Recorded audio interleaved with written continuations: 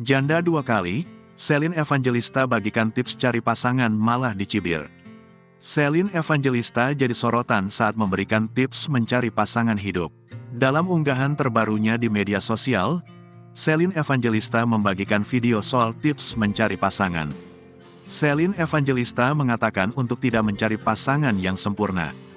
Alih-alih sempurna, dirinya lebih menyarankan untuk mencari pasangan yang baik. Jangan pernah mencari pasangan itu yang sempurna, karena kita mencari pasangan itu yang baik, kata Celine di Instagram, Jumat, tanggal 23 Desember tahun 2022. Menurutnya, orang yang baik bisa menerima kekurangan dari pasangannya. Baik itu artinya dia menerima segala ketidaksempurnaan kita, kata mantan istri Stefan William itu. Sayangnya bukannya dipuji karena berusaha memberikan inspirasi, Celine Evangelista justru banjir cibiran netizen. Pasalnya, ucapannya dianggap tidak sesuai dengan kenyataannya. Apalagi, Celine Evangelista sudah 2 kali gagal membina rumah tangga.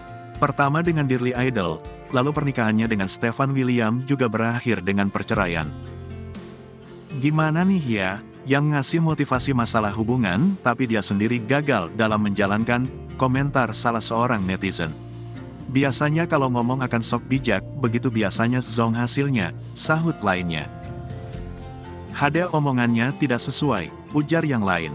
Omongannya so bijak tapi tidak sesuai ekspektasinya haha, ucap netizen.